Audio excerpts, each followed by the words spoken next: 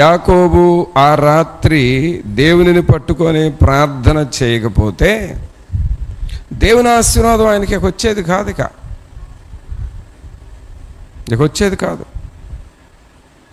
మరలా ఆయన జీవితం పోరాటాలతో సమస్యలతో అయిపోయేది. కానీ యాకోబు ఏం చేశాడు? దేవుని దగ్గరికి వెళ్ళి అలా ప్రార్థన చేస్తా వచ్చాడు, దేవుని సన్నిధిలో మొరపెట్టాడు. అలాగే పౌలు గారు కూడా దేవునిని గట్టిగా పట్టుకున్నాడు. ఈ గట్టిగా పట్టుకోవటం అంటే అర్థం ఏంటంటే ఒక పట్టుదల కలిగిన ప్రార్థన ఉండాలి మనలో. ఏదో కొంచెం సేపు చేసామంటే చేసాము, దానివల్ల ఏం ఉపయోగం లేదు, మనం ఏమీ సాధించలేము. దేవుని సన్నిధిలో పట్టుదల కలిగిన ప్రార్థన, నిన్ను నేను విడువను దేవా, నీవు నన్ను దీవించు వరకు అనే ప్రార్థన కావాలి.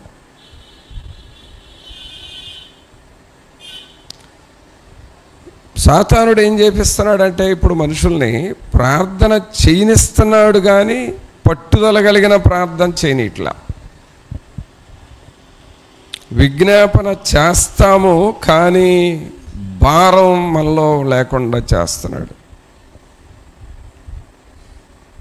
అందుకనే ఇక్కడ సంఘం ఏమని మాట్లాడుతూ ఉంది 4వ వచనంలో, నేను వారిని విడిచి కొంచెము దూరము పోగా నా ప్రాణప్రియుడు నాకెదురు పడెను, వదిలిపెట్టక నేను అతని పట్టుకొంటిని. చూసారా, నేను ఇక వదిలిపెట్టను, నేను పట్టుకుంటున్నాను.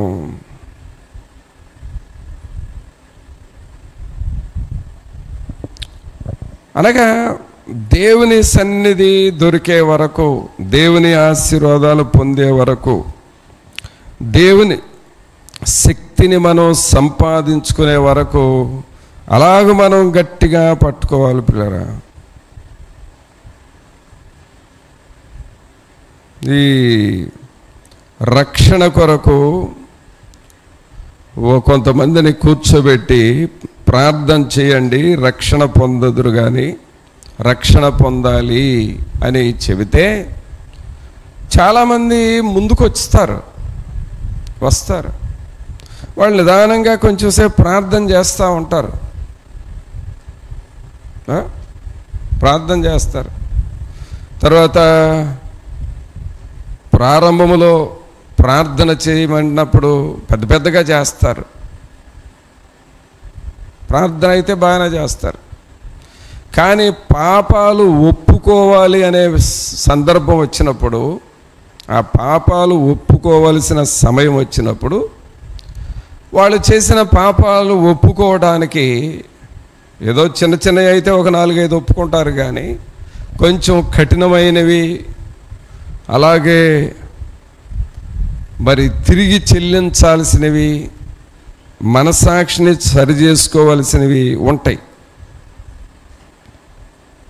వాటి దగ్గరకు వచ్చేసరికి వాళ్ళకి ఏమనిపిస్తుందంటే, అమ్మో బాబో ఇన్ని పాపాలు చేశాను, ఇవన్నీ ఒప్పుకోవాలంటే నా వల్ల కాదు, ఇదంతా నేను తిరిగిచ్చేయాలంటే నా వల్ల అసలే కాదు, ఇక నేను చేయలేనులే, నేనేదో పైన కాసేపు ప్రార్థన చేస్తున్నాను, ఆ ప్రార్థనే చేసుకుంటాను తప్ప ఇంత లోతుగా మనసాక్షిని సరి చేసుకుంటా చేయాలంటే నా వల్ల కాదు అని ఆ రక్షణనైనా వదిలేస్తారు.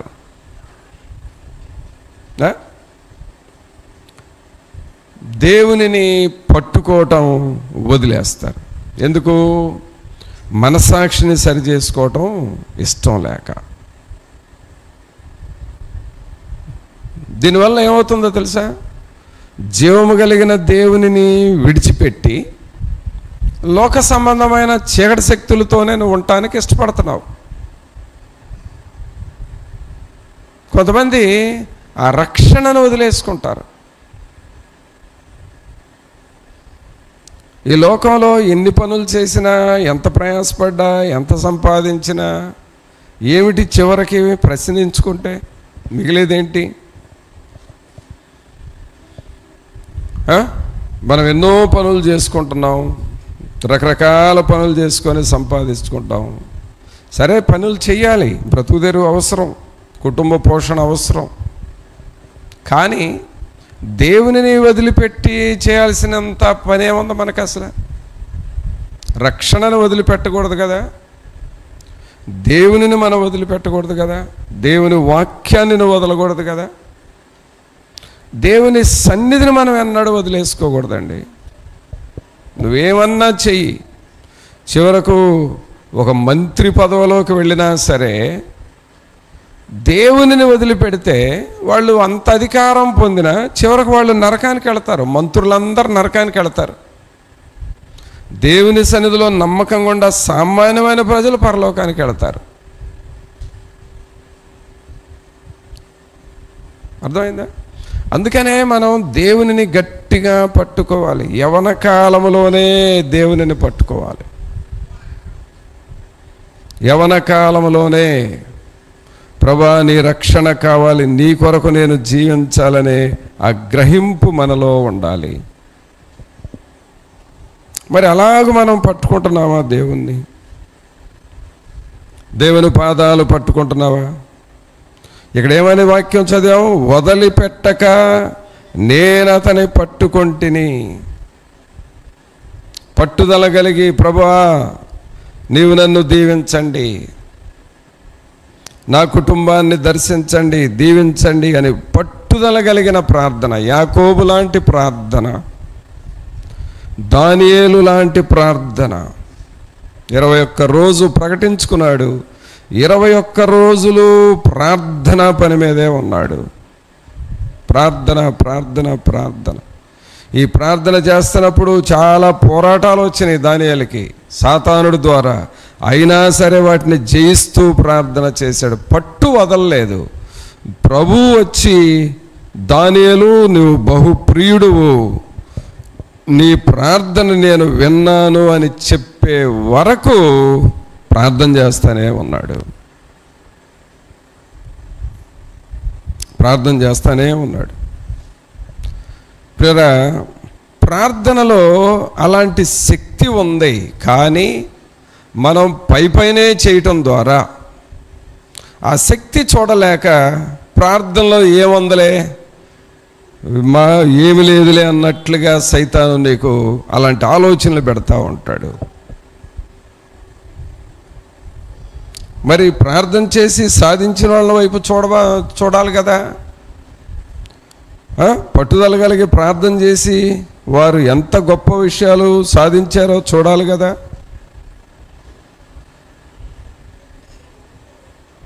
డేవిడ్ లివింగ్స్టన్ అనే ఒక దైవజనుడు, ఆయన ఆఫ్రికా దేశంలో సువార్త సేవకని వెళ్ళాడు. వెళితే అక్కడ ఆఫ్రికా దేశంలో బానిసత్వము అనేది ఒకటి ఆచారంగా ఉంది. బానిసత్వం అంటే ఈ ఆఫ్రికా దేశస్తుల్ని నీగ్రోలు అంటారు, నల్ల జాతి ప్రజలు. వీళ్ళల్లో ఈ బానిసలుగా ఉండేవాళ్ళని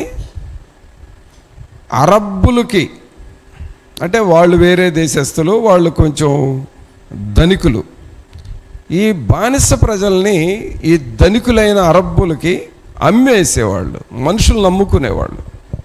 ఇప్పుడు మనవాళ్ళు కానీ గేదెను మేపుకొని దాన్ని అమ్ముతారు చూడండి, అలాగే కూరగాయలు ఏమైనా పండించుకుంటే అవి కోసి మనం అమ్ముతాం చూడండి, ధాన్యాన్ని అమ్మినట్టు అలా మనుషులను కూడా అమ్మేసేవాళ్ళు. బానిసత్వాన్ని వాళ్ళు అలా అమ్ముకునేవాళ్ళు.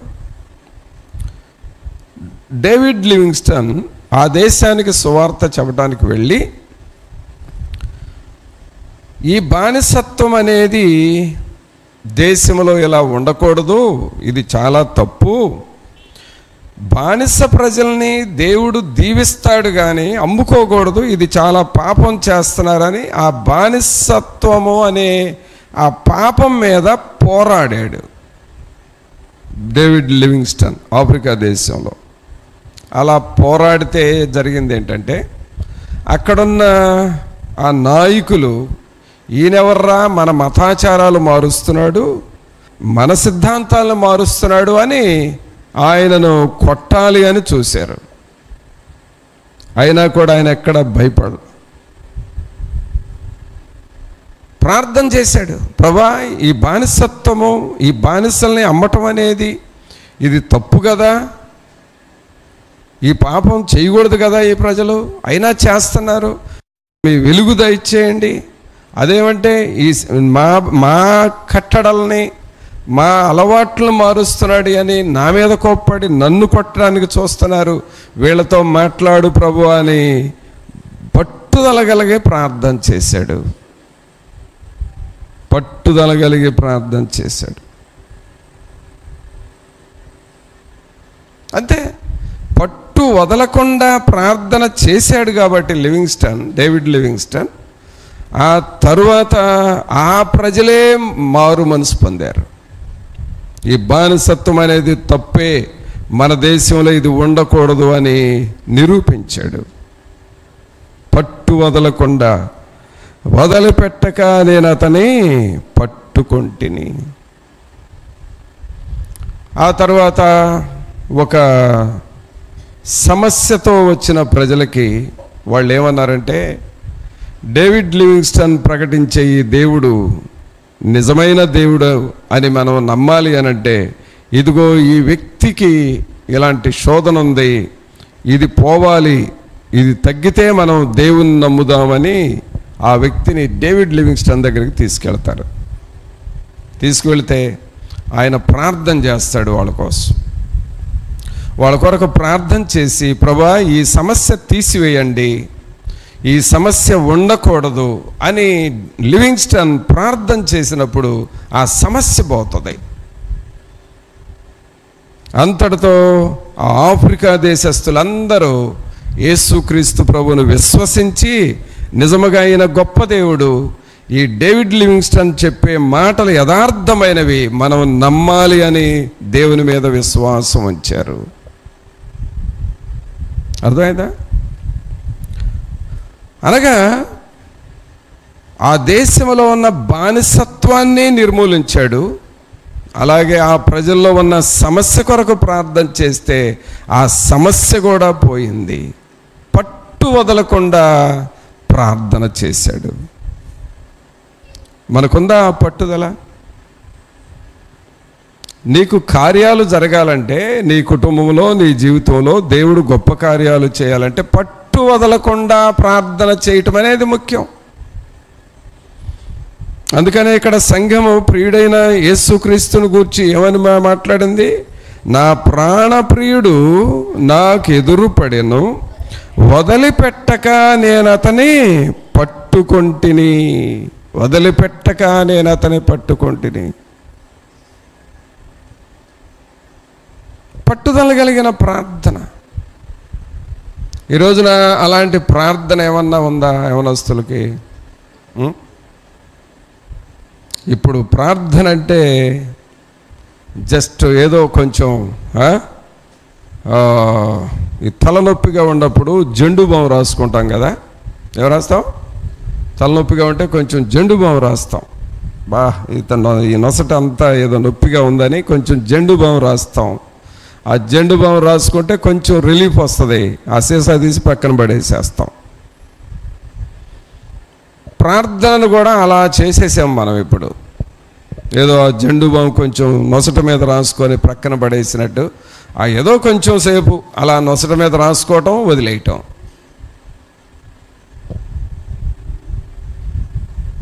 అప్పుడప్పుడు రాసుకొని పడేసే జెండు బాములాగా అయిపోయింది మనకు ప్రార్థన. ఏం సాధిస్తావు? ఏం సాధిస్తావు? దేవుని సన్నిధిలో పట్టు వదలని ప్రార్థన నువ్వు నేర్చుకోవాలండి. ఇందాక నేను చెప్పే కదా, రక్షణ పొందటానికి లోతుగా నడిపించేటప్పుడు ఆ లోతైన పాపాలు ఒప్పుకోవాల్సి వచ్చింది. మనం ఎక్కడ ఒప్పుకుంటాం రా బాబు అని మా రక్షణను కూడా వదిలేసుకుంటున్నాం. అంటే నీకు పట్టుదల లేదు, పరలోకానికి వెళ్ళాలనే పట్టుదల నీకు రావట్లేదు. ఏమవుతామండి? ఏంటి మనమేంటి? మన పరిస్థితి ఏంటి? ఈరోజు మందిరంలో ఒక సహోదరి వచ్చింది వేరే ఊరు నుండి.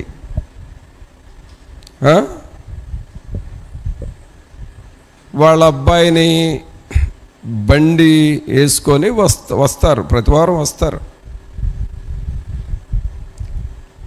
ఈరోజు ఏంటమ్మా అబ్బాయి రాలేదు, మీరు ఎలా వచ్చారు అని అడిగాను. అడిగితే వాళ్ళ నాన్న భయపడ్డాడన్నా, ఈరోజు బండిచ్చి ఇక్కడ కూటానికి పంపడానికి భయపడ్డాడు అని చెప్పింది. ఏంటి ఏమైంది అన్న. ఈ మధ్య ఇక్కడెక్కడో యాక్సిడెంట్ జరిగిందంట కదా, నేను లేనిలే కోటాలకు వెళ్ళాను. మనకి ఆ వేమూరు దగ్గర లేదో కోళ్ళపారం దగ్గర జరిగిందంట.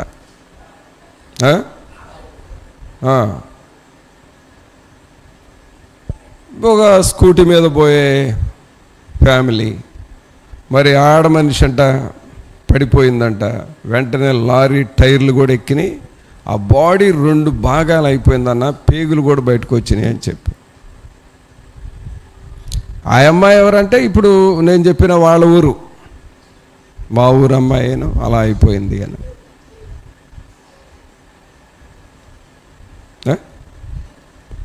పిల్లరా, రోజులు ఎంత భయంకరంగా ఉన్నాయో చూడండి, ఎంత భయంకరంగా ఉన్నాయి.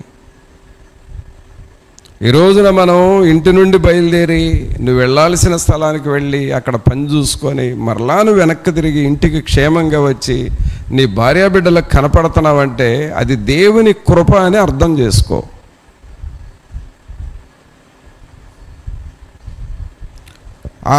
అది తలుచుకుంటే భయం వేస్తుందన్న. ఈ పిల్లోడికి బండిస్తే ఎట్లా నడుపుతాడు, వాడు ప్రతివారం నడుపుతాడు.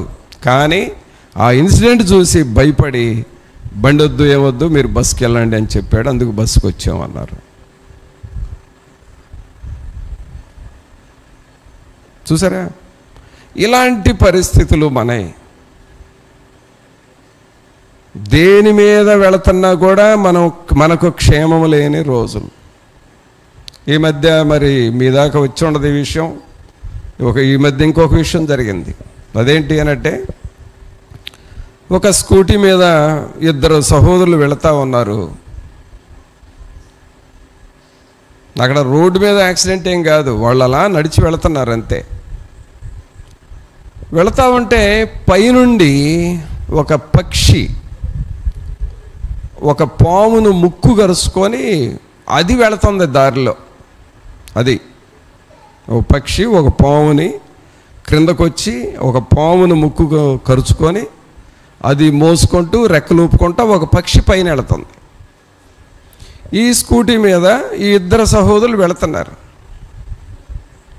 అదేమైంది, సరిగ్గా ఆ పక్షి ఈ స్కూటీ వాళ్ళ మీద ఆ పామును వదిలేసింది. ఇది వీళ్ళకి తెలియదు. ఎప్పుడైనా నడిపే డ్రైవర్ ముందుకు చూసుకుంటాడు కానీ పైనుండి ఏం పడుతుందో చూసుకోడు కదా. అది పడింది. అది వీళ్ళ మీద పడి, వీళ్ళ భుజాలు మెడల మీద ఎక్కడో పడి, అదేంటి త్రాసుబాం,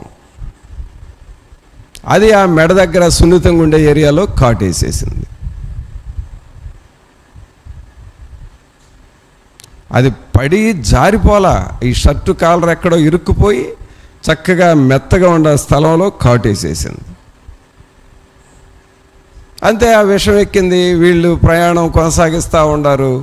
హాస్పిటల్కి వెళ్ళే లోపు విషం పూర్తిగా బాడీకి వెళ్ళిపోయింది. ఇంకంతే, చనిపోయాడు అతను. ఎక్కడి నుంచి వచ్చింది అపాయం? ఎదురుగా రాలా, వెనక నుండి రాలా, పైనుండి వచ్చింది. ఇలాంటి జీవితాలు ప్రియులరా మనవి. ఇలాంటి బ్రతుకుతున్నాం మనం. కేవలము ఆయన కృప, నీ కొరకు సంఘము ప్రార్థన చేస్తూ ఉన్నది. ఆయన కృప ద్వారా మనం క్షేమంగా ఉన్నామనేది నువ్వు గుర్తించాలి. ఆ గ్రహింపు కూడా నీకు లేకపోతే, ఇదేదో నా బలము నా జ్ఞానం అనుకుంటే కేవలం నువ్వు గుడ్డివాడవు, గుడ్డిదానవు నువ్వు. ఇలాంటి పరిస్థితుల్లో ఉన్నప్పుడు మనం ఎంతగా పట్టుకోవాలి, ఎంత పట్టుకోవాలి, దేవుని ఎంత గట్టిగా పట్టుకోవాలి.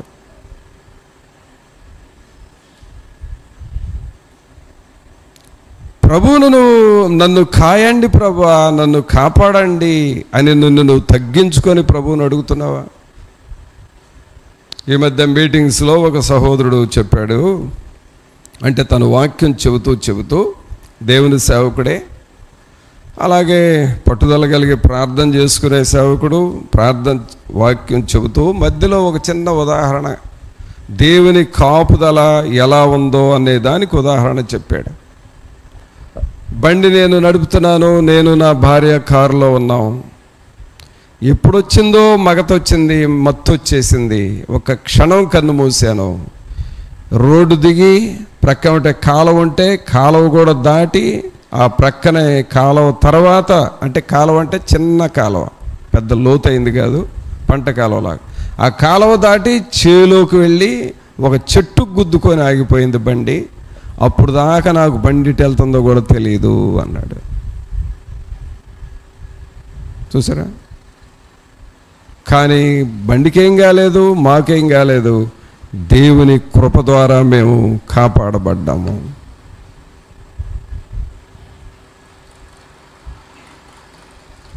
ఏం చేద్దాం? వాళ్ళకు వచ్చిన పరిస్థితులు మిగిలిన వాళ్ళకి రావా?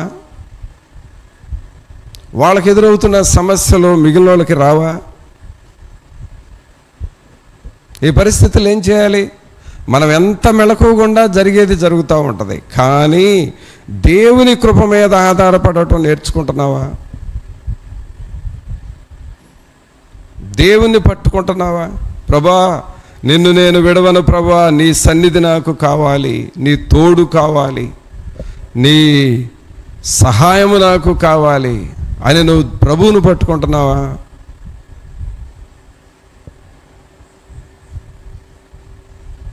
ప్రతి విషయంలో నువ్వు దేవుని మీద ఆధారపడటం నేర్చుకుంటున్నావు. అసలు ఒక గంట మోకాళ్ళ మీద ఉంటాం, అసలు నీకు చేత అవుతుందా? ప్రార్థనను కూడా మరి చులకనగా ఎంచుతున్నావా? ప్రియులారా, నా జీవితంలో ప్రార్థన చెయ్యి అని అనేక సార్లు నా చేతే చెప్పించుకొని చివరకు కొంతమంది బాగుపడిన వాళ్ళు ఉంటే, కొంతమంది చులకనగా తీసుకునే వాళ్ళు ఉన్నారు. వాళ్ళల్లో చాలామంది దరిద్రులు అయిపోయారు.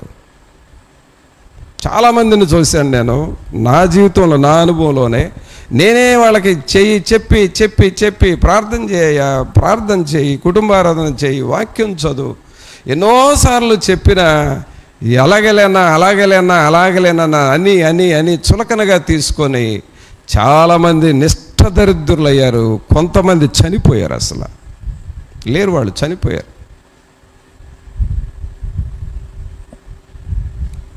దేవుని విషయాల్ని నువ్వెప్పుడు మనం నిర్లక్ష్యం చేయకూడదండి, ఎప్పుడు నిర్లక్ష్యం చేయకూడదు. నేను నమ్మకంగా ఉండి నేను పరలోకానికి వెళతా, నేను చెప్పేదేంటి? మీరు కూడా నమ్మకంగా ఉండండి, మీ పనులు మీరు చేసుకోండి, మీరు నమ్మకంగా ఉండి పరలోక మార్గంలోకి రండి అని అంటున్నావు. నేను రాను, నేను పోతాను అని అంటే పో, నీ ఇష్టం. అది ఎవరేం చేస్తారు దానికి? అది నా బాధ్యత కాబట్టి, ప్రభువు నాకు భారం పెట్టాడు కాబట్టి, దేవుడు నాలో ఉంచిన భారాన్ని బట్టి చెబుతాను. వినటం నీ బాధ్యత, లోబడటం నీ బాధ్యత. కాదు అంటే ఏం చేయగలం?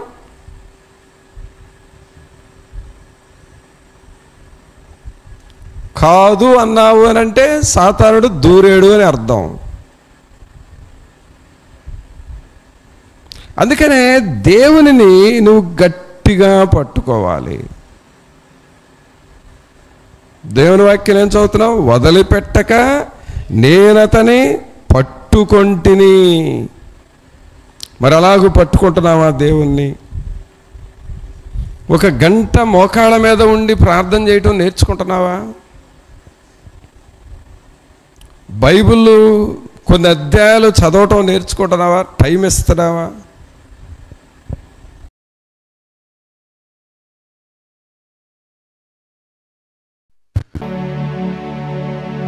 దీవించా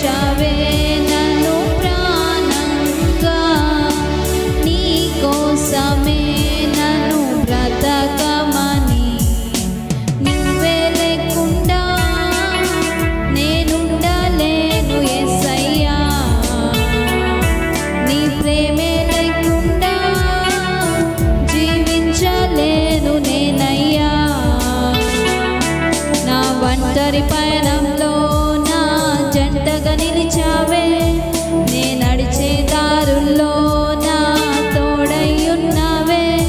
నా ఒంటరి పయనంలో నా జంటగా నిలిచావే, నే నడిచే దారుల్లో నా తోడై ఉన్నావే. ఊహలలో నా ఊసులలో నా ధ్యాస బాసవైనావే. శుద్ధతలో పరిశుద్ధతలో నీను పోలి నన్నిల సాగమని దీవించవే. సమృద్ధిగా నీ సాక్షిగా కొనసాగమని ప్రేమించవే నన్ను ప్రాణంగా. నీ కోసమే నన్ను బ్రతకమని కొలతే లేదయ్యా నీ జాలి నాపై యేసయ్యా. కొరతే లేదయ్యా సమృద్ధి జీవం నీవయ్యా. నా కన్నీరంతా తుడిచావే కన్న తల్లిలా, కొదువంతా తీర్చావే కన్న తండ్రిలా. నా కన్నీరంతా తుడిచావే కన్న తల్లిలా, కొదువంతా తీర్చావే కన్న తండ్రిలా. ఆశలలో నిరాశలలో నేనున్నా నీకని అన్నావే. పోరులలో పోరాటంలో నా పక్షముగానే నిలిచావే. దీవించావే సమృద్ధిగా నీ సాక్షిగా